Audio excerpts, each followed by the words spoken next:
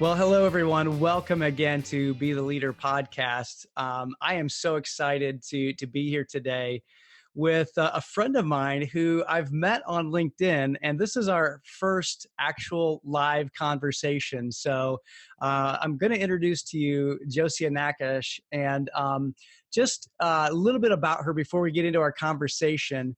I want to tell you about her journey and her history. Josie is a marketing consultant. She's helped launch many of Israel's most successful startups over the years. She provides today companies with strategies for positioning themselves correctly for the next stage of business, which is a very human stage. And so we might dive into that a little bit today. She created the Good Vibe agency to provide new branding that the world really needs right now. We need to surround ourselves with positive and uplifting messages, she says, and examples of good human behavior. Her focus today is on larger companies where she can impact more people and get bigger messages out to the world. And she's really concerned that the big companies are not changing quick enough to align themselves with the new highly dynamic conditions of the world. And it's something that I align with as well. And so I love what you stand for, Josia, and welcome to the podcast. Thank you, David. Thank you.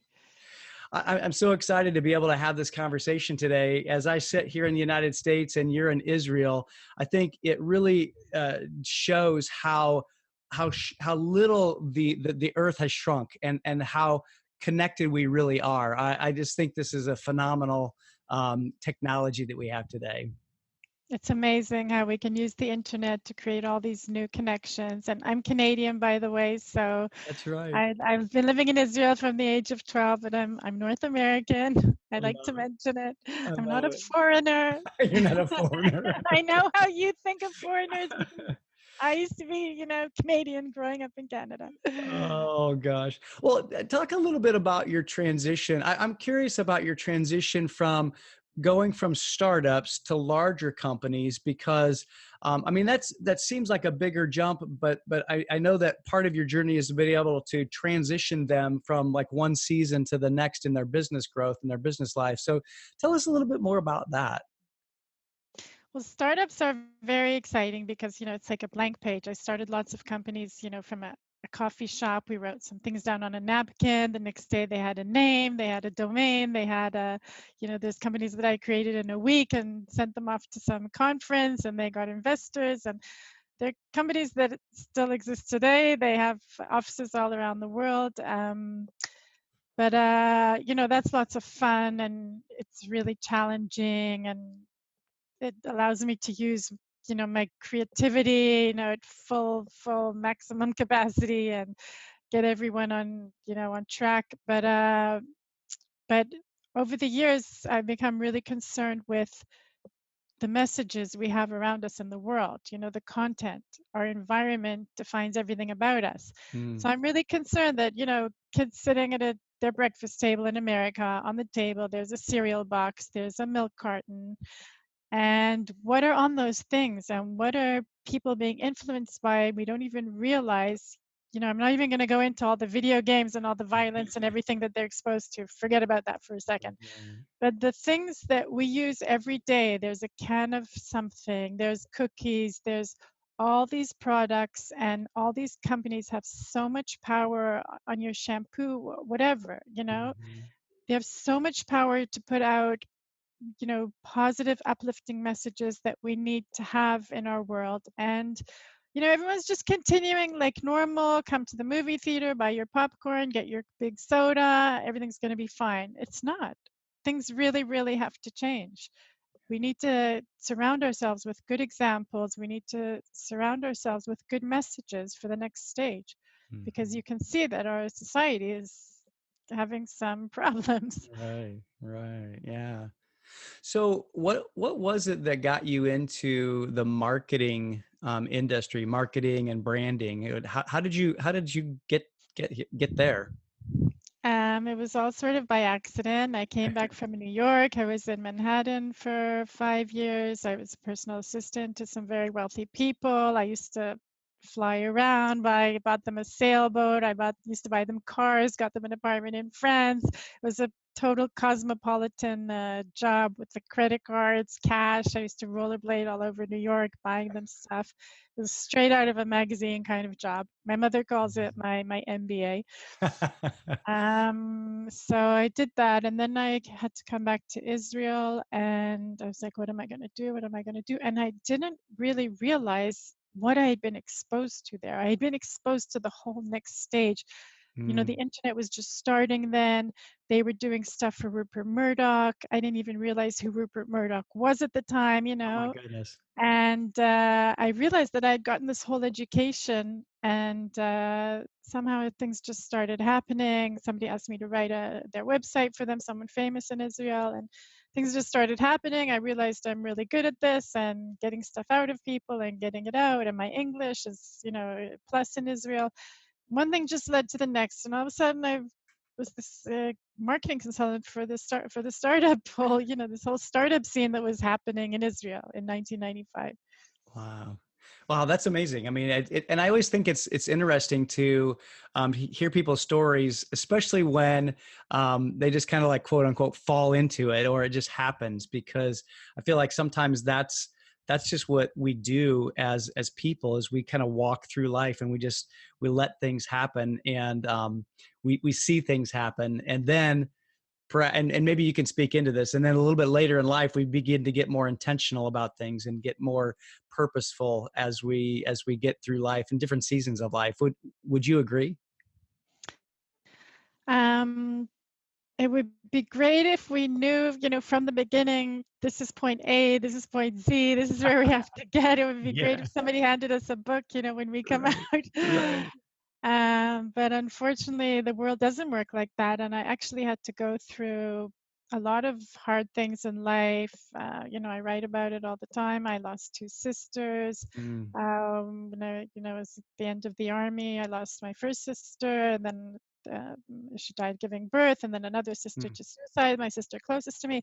So I was like 20 years old, and that's when I think ran away to the States, and you know, you go through all these things, and then it matures you very quickly going through these things. Obviously, I mean, it makes you think mhm. about all kinds of things, and so you know, you realize after looking back, nothing was by chance. This happened because this happened, and then this happened, and it was all meant to happen exactly like the way it happened. And you Yeah. could have done this, and maybe you could have done that, but you couldn't. It was all Mhm. supposed to happen exactly the way it happened. Yeah. So your job here is just to figure out what that is as quick, you know, is the sooner the better. Even though Right. you'll suffer a lot less when you figure out what your purpose is here. Yeah. Yeah. My curiosity has taken me to a question that I have for you, and I guess all leaders and all business people go through some difficult times. What have those difficult times in your life helped you to learn, or what have they helped you with in your success today? I don't know if they helped me in my success. What people call success today is having a lot of money in the bank, you know, having a great job. And in my case, you know, those things happen to awaken us and to make us ask questions, like I said before. And one of them, you know, I lost two sisters, one right after the other. And so I was really young, and I was like, wait a second, something's going on here. Well, what's going on here? Mm-hmm. And you know, I went through a lot of things, and it was a whole, didn't happen in 2 days, but it eventually led me to really like, what are we doing here? What's going on? What's this system? Like, I was never the same after that. You know, it was Mm, just too much for one person to deal with, for a family to deal with. So it makes you, you know, really makes you search for answers. And mm, any person that's having anything bad happen to them, whether it's something silly like, you know, a flat tire, or something really serious, that somebody gets sick in the family, all those things, it's the only way for the universe to get us on track, to get us to pay attention. Because when everything's fine and you have money and you can go shopping and you can go on vacation and you can go out to restaurants and buy stuff, when everything's wonderful, you don't stop and say, what's going on here? What are we really doing here? What's my you don't, you only get to those big things through suffering. Through hard Unfortunately, times. that's how Yeah. we're designed. So it's really, really hard. But I mean, people who are really evolved, like all you coaches and culture Mm, people, you're evolved enough to know that those things aren't bad things. To us, it right. seems like bad things. And it's part of the process and the ups and downs. That's how we advance. Yeah. So it's Yeah. really hard when it's happening. Yeah. But afterwards you realize it was all meant to happen exactly the way it happened. Yeah, and it's interesting because I've been learning recently just how we label things, whether we label things something good or whether we label something bad, makes all the difference. And then the stories that we make up in our head about that event. In reality, an event is just an event. We label it good or bad, and so that's a whole different topic. But I think in even in business, we look at challenges, we look at quote unquote problems that we might label as bad, but they can be growing experience and they can be feedback to tell us what do we need to change, what do we need to do, what's our purpose here in this particular situation. Um, so I'm curious about have you had any of those kinds of situations where you recognize that it's a situation that I could this could go either way. It could be a positive thing or it could be a quote negative thing or a bad thing. I'm not going to say from my experience, like my business, I'm going to talk about entrepreneurs that I've worked with. And it's very clear that when there's a few people that, five people say that created an amazing high-tech company together, raised millions and millions of dollars, and then, a week later, they hate each other's guts and are trying to get the original founder kicked out of his own company, even to the extent that his father has to escort him into the office one day. Really Mm, nice guy, and this actually happened in real life. Then you know that that company has no way of succeeding. mm, It's just impossible to reach that level of separation and division and for things to go smoothly afterwards. It's yeah. very, very important. I see entrepreneurs, I told you in our email, that they get money in their bank account, they get $1 million in their bank account, and then you see the blood go straight to their head like that in a Hmm. second. Yeah. And they actually talk to me differently. Like the day before, I'm talking about things that happened many years ago. I don't really do this Sure. stuff anymore with people who are really starting out in such initial stages. But I mean, I remember what it used to be like. We used to hang out and we used to brainstorm and work together and do all kinds of things together because I was, helping them get on their feet. And then the minute that money hits their bank account, they would be like, stand at the door, knock before you come in. Like all these like they're sitting down and I need to come up to them because they're the important people now.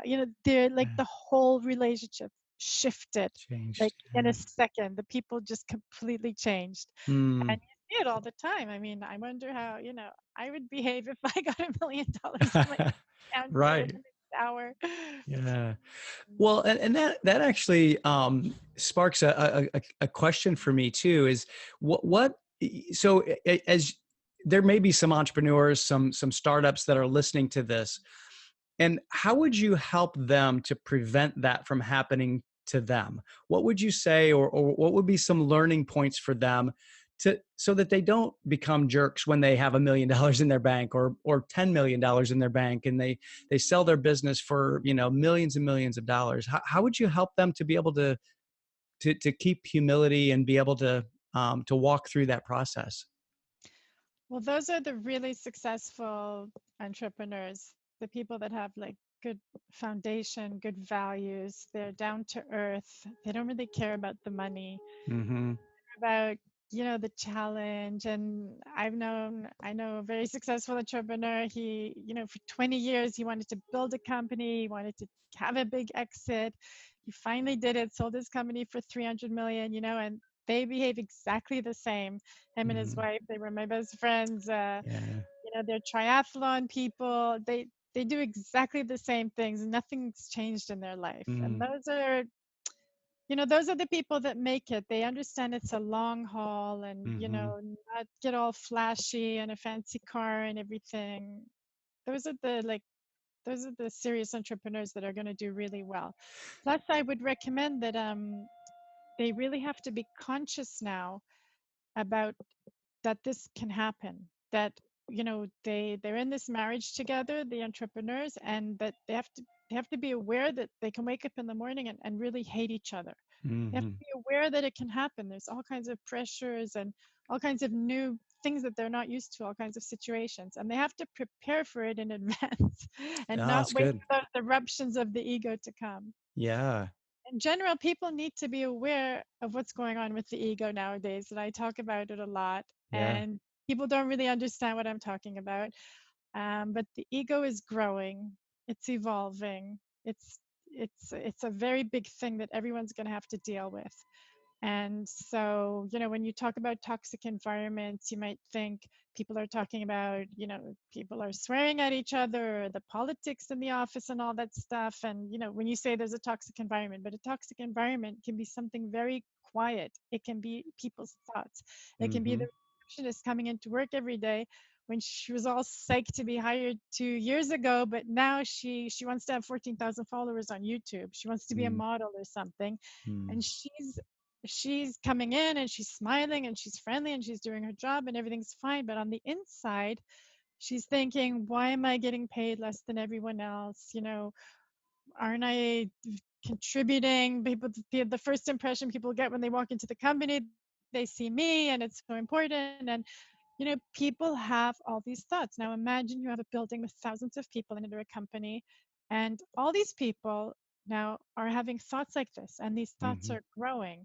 So imagine how toxic these environments are. I'm not saying Yeah. there's bad people that work in these companies. They're very nice people, they're good people, but everybody has these thoughts, and these thoughts are growing all the time. So what are we going to do about that kind of toxic environment? We have to be aware of it, and we have to deal with it before it gets out of control. Yeah.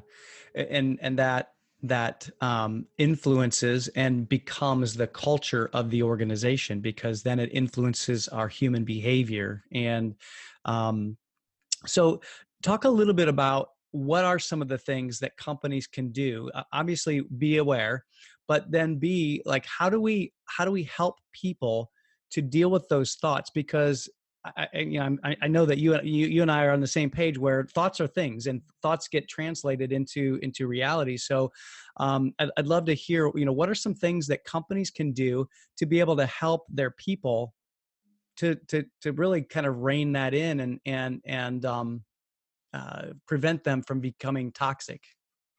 I see that there's a new survey out that the most important thing is that people want flexible work hours, and everyone's talking about, this remote business, remote teams. And what is all that really about? Because you said awareness. Awareness is 50% of the thing. Yeah.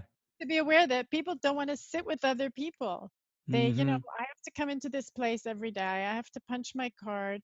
I have to be there in an open space or whatever. I have to deal with these people. I don't want to deal with all these people. I just Hmm. want to do my thing. I want to, me, myself, and I, we have this like excess ego, all of us, Hmm. and we don't know what to do with this excess energy. And if we did direct it in a better way, it would actually propel us our success. So I'm going to give you an example. Like, let's say this receptionist, instead of her coming into the work like usual, just sitting at her desk and doing her thing, imagine if she came in the morning, everyone grabbed a cup of coffee, and the whole office sat in a circle Mm. and did a workshop. And everybody knows this 15 minutes, we're going to sync ourselves in the morning, and then go about our day as normal. It would Hmm. completely completely change the whole atmosphere in the office for the Hmm. whole day. Imagine if they sat there and every day they praised, three people in the circle, or they had a question like, what can we do to improve the atmosphere in the office, and every day they decide, 10 people are going to answer. You don't have time for, a 3-hour workshop in the morning, but you make rules and you decide. And the whole thing is, people understand. Try, when you're sitting in this circle, this is our time of day to connect. Try not to judge, try not to criticize, try to keep an open, positive flow of conversation going around the circle. Let's synchronize. We all have these things coming up. We all want to be, Beyonce or whatever. Let's try and see how together, let's come up with ideas together, wisdom of the crowd, and let's make our atmosphere, let's make our environment amazing so that we're all happy to come here every day. I love that idea, and I love that picture that you just painted for us. How would you tell, or how would you talk with a leader of a company to create such an environment? So the leaders are in a problem right now from everything I'm hearing, on LinkedIn and everything I'm reading. They have a problem because they realize that things need to change and they're afraid to make changes because they're not sure that, it's the right direction to go in. There's a lot of, it's not easy to be a leader right now. Um, but before I get to the leader part, I just want to say there's another aspect of this whole circle business is that a lot of the high tech companies here in Israel, they're actually global companies. They have Mm, dispersed teams all over the world. hmm. So when I say make a circle, imagine if that circle also included people from, like, we're on Zoom right now, there's the technology. Yeah. Imagine if it included teams from around the world. Imagine if, whoever's awake, of course, not people who are asleep. But imagine if companies synced themselves, like took this time, set it aside, wasted this time, because it's considered wasting time, company Yeah. time. You know what I'm Yeah. Right. that's the world we live in, and I understand them. But I mean, imagine if a leader was brave enough to say, Mm, I understand this is a big thing, and it's more important than what my sales department, what my marketing department. It's maybe the most important thing we do now every day. So hmm. we're gonna get together every day, at the beginning of the day and at the end of the day, so different teams can connect, and we're gonna connect our global offices, and a few people are going to speak, and different people, and then our teams are going to be synced together. Now Hmm. these are things that companies really need because they have all these people from different backgrounds and cultures, and it's hard to bring everybody together in one place. Even though some companies do that, it's really expensive and everything. We do have these technologies like Zoom to connect people, but we don't have the kind of systems we need where you're sitting in a public area and you see all the teams, on different screens around the room. And we need to activate this global connection. And Mm, companies that understand this and start activating their global connection, those are the companies to watch. mm, Companies that just keep doing everything like we're here, the US headquarters, and or the Israeli headquarters, wherever, and just where everything's going to come from here, that's not going to work anymore. right. People have to be circle. There has to be this connection, this positive connection where everybody feels that they're contributing. And in that connection, is that what will help us to be able to really reduce the ego and that me I thing? It'll help tame the ego a bit, but we're all still going to be completely aware that we have this ego and that it's growing. And once you're aware of it, you see it, and it's like it's okay. Because we all understand the game, the rules of the game, that we all have an ego. It's not that one person has an ego and another person doesn't. We all do. It's all expressed in different ways. And we can use, once we can become aware of it, we can use it to our advantage and not to harm each other. Because what do we use it for in our society? We use it to step on other people. We've we've been raised in a society where we have to trample other people to get ahead. That's how we're educated from birth in our Mm-hmm. society. So we all have this mentality of like, if he's being promoted, then that like I'm less valuable. We have Mm, this mentality, and like a scarcity mentality. it's gonna be it's gonna take a very long time to shift our, we all think like that. I think like that. That's how we're programmed. Mm. You mentioned something a little bit ago about it's going to take brave leadership and brave leaders to push into change. I'm kind of paraphrasing here just a bit, but how would you tell a leader to press into that fear and to be able to overcome that fear of change so that they can really be a force for global business, global leadership, and really propelling unity and connection within the business community and within their own companies. Well, I haven't actually spoken to CEOs like that who are fearful. The CEOs that I've been in touch with recently are very successful CEOs. They're Mm, at the top of their game. They're not mm, afraid of anything. They're very happy and grateful to be where they are. They're riding the wave. Life is amazing. They're recruiting tons more people all around the world. So you're coming to them and you're saying, activate your global connection, and they're like, well, we do this and we do that, and they really do amazing things. There's a company here, they have breakfast together, the whole company, every mm, single morning. The headquarters in Israel, 300 people sit down to breakfast, and wow. the woman in charge of HR, she said to me, we do this so that, people say to us, it's expensive, why do you do it? And she said, we do it because if people have those little conversations over breakfast, it's a really, really good thing. And she's Mm, right, it's an amazing thing. yeah. But I'm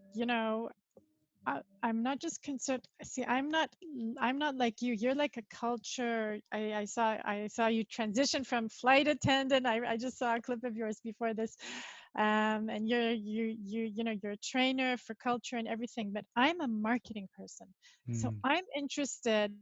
What I'm really interested in is how all this is going to be embedded into brands, because mm, from my experience, when you create a brand, it mhm, impacts the inside of the company. It affects everyone. It infuses everyone with this new energy when you do something to the brand. yeah. So there's like a whole ping pong thing going on here, because on the one hand, I want these amazing points of connection to happen inside the company, Yeah. and I want to record it. And we need to have systems for recording these things. Zoom isn't enough. We need Mm, to have high quality video of all this amazing connection happening. And these things need to be embedded into the brand. Because if you look at brands, they're the exact same as they were 10 years ago. You have mm, a logo, you have a website, it's you have a tagline, you have a bit of text. Nothing has really changed in the world of branding. And I'm mm, saying we're about to come into a whole new stage. We're about to create this whole new language where you see people, part of humanizing the workplace is that it mm, really has to be embedded into the brand. So what you're mm. seeing right now is a lot of people, on LinkedIn, they have an amazing meeting on the beach with the whole team, and they put up an amazing picture, or at a Sure. conference, super impressive. They get tons of likes and all that stuff, but it hasn't been embedded into the actual brand. That Mm, picture isn't going to be on their website. It's not going to be part of how they present whatever they're selling. It's something like separate. It's mm, people activities. But all these yeah. things, I'm waiting for that. We're going to walk out the door. We're not going to see all these video games and all these negative messages and the fake news and the real news and the disasters and all that stuff. I'm waiting that we're going to walk out the door and we're going to see all around us positive examples. Hmm. I'm waiting for the big companies and the startups and the high tech companies. I'm waiting for everyone to wake up and use all their power and influence, and they have tons. Mm, And if they started using it, we wouldn't have to pay so much attention to the government, because they have tons and tons of power. yeah. They have tons Yeah. of money. They have resources. They have super creative people inside these companies. Mm. and they Yeah. can do Love it. amazing things. They can do amazing things for society. But, everyone's still in this mode. We have a product, we're selling our product, we do an event for our customers, for our employees. They're keeping everything in its proper place. I love that. Where would you recommend that companies start? So, these companies that do have lots of power, they're maybe they're really big brands. Where would they start? And maybe it's just an individual. Maybe it's an individual leader within that company. How do you kind of like start the match and really get the flame moving throughout an organization? How do you what's your suggestion to be able to get that started? Well, first of all, you have to find that one person that's the key into the heart of the company, and Yeah. everything can flow from there, and it can be a few people.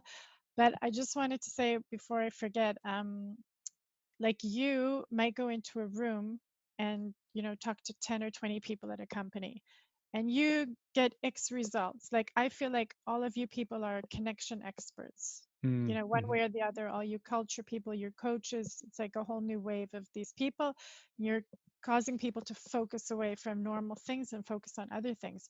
So you go and do something in a room with 20 people, and you see the result is like X, but you don't realize the fact that for an hour or two you got those people's minds shifted to mm, something that they don't normally think about. mm, You don't understand how that's impacting the whole universe.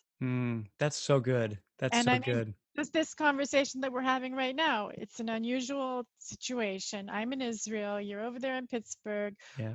different time zones. We decided to connect, and we can see the impact of all these new connections. It can be Right. people, it can be 20, 200, whatever, Mm, but especially global connections. And it really has a much, much farther impact than we realize. mm, So now back to how do you ignite it inside a company? It really, it's the CEO, there's no way around it. There's no yeah. way around it. And what happens with me lots of times is, the CEO wants to do something, and then or someone important, it's not necessarily the CEO, it can be some other kind of organization, and he'll be like, okay, just have a meeting with my call it, and we'll take things from there. And that meeting never happens. That meeting gets pushed into Yeah. Yeah. 2000, but that person does not want me anywhere near their CEO, because they're the person. Right. So it's very complicating, but I don't need to do it with a million companies. I just need one company that gets on Mm, board, and yeah. company, and with that we can do a lot, tons I- to shift the whole energy in the world. If I get a big global company on board with this, and they get it, and we start off small. You can start off, because you said how to start. I yeah. would start with like a pilot program. I would be like, let's do this for 3 months, and you have to film everything.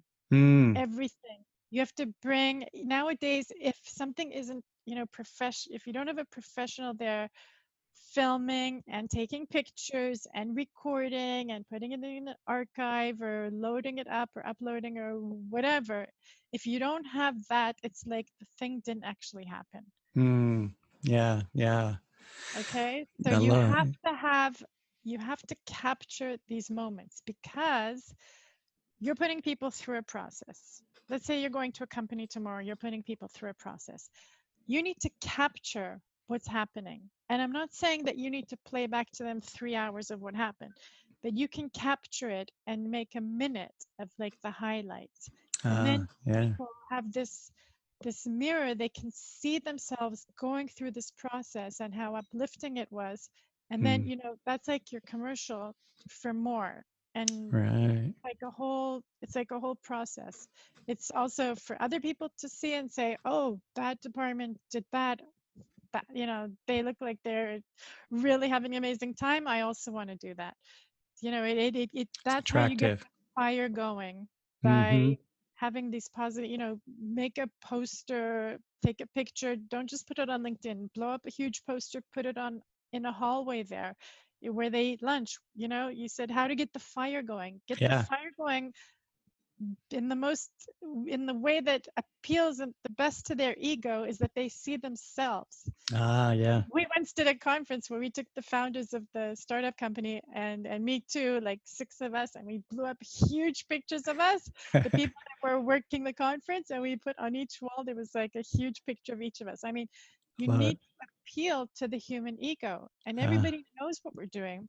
mm-hmm. Everybody knows and is on board that we are, we're brainwashing ourselves with all this new energy, and it really does create the new fuel that these companies will need to clean this toxic energy out Yeah, and yeah. the new fuel. And people see how inspiring it is, and it's not Yeah. just a matter of having fun. And a lot of these high tech companies, what do? They bring in the sushi, they bring in the DJ, they have the lights flashing, but I mean, how much longer can we do this for? It's Right, like right. it's not really filling people anymore, all that stuff. Yeah, it's really about the human element now, isn't it? I mean, it really is getting humans to be working on themselves and to be able to create those positive, changing those negative thoughts to positive thoughts, and being able to then create that connection And um, knowing that it's impossible to do it by yourself. by It's not yourself. possible. I just read an article this morning, a survey that um, entrepreneurs can't go solo anymore. Like Yeah, they're just not succeeding, and right. there's a reason for that. There's Yeah, new energy in the world. We're in a global, interdependent, transparent world. In case you haven't noticed, with all the yeah, stuff coming out, right. cannot you cannot do anything by yourself and be successful. You have to advance with a group of people. You have Totally, to play totally off agree. each other. Yeah, totally agree. This has been amazing, Josie. Thank you so much for this conversation. Before we kind of wrap things up here, I'd love to be able to have you talk about your work and how can people get a hold of you, and if they want to know more, how do they reach out to you? I'm on LinkedIn a lot these days. I know I see you all the time. It's great. It's crazy. I'm on LinkedIn. My Gmail is my first name, my whole name, Josia Nakash at gmail.com. My website is goodvibeagency.com. It's not just a matter of work. I'm very happy to speak to anyone that wants to has heard this and like something resonates, and they're like, oh, maybe you could just give us a bit of advice what direction my company should take.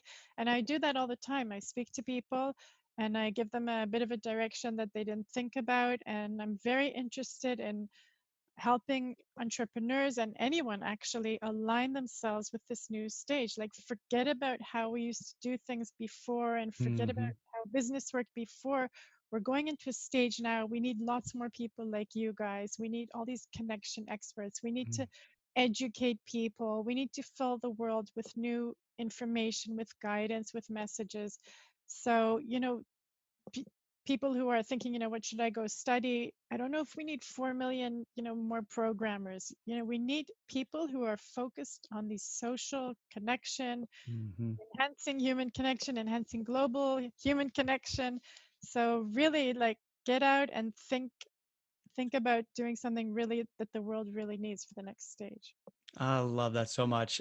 So if I'm going to recap here just for the listeners, the things that I've heard are first and foremost awareness. We have to be aware of how our thoughts and our ego are impacting business and the way we're doing life. And then secondly, that key to is human connection, to be able to recognize that we need each other and that we have to be able to learn to be connected, because we can't do it on our own. And at the age of the solopreneur or the solo practitioner or the self-made person is really not existent anymore. And so we really need each other. And that's why I'm so thankful for technologies like Zoom and platforms like LinkedIn, where we can meet and we can make these connections, not just online but offline, and being able to be with each other via technology, and get to know each other. I just, this has been such a fascinating conversation, and it could probably go for hours, because you're a fascinating individual, and I've really enjoyed just this short little snippet. And I'm sure it's going to be one, something that we're going to continue in the future. And so I'm really, really grateful. Before we leave, any last words that you'd like to share with the audience watching and listening to this conversation?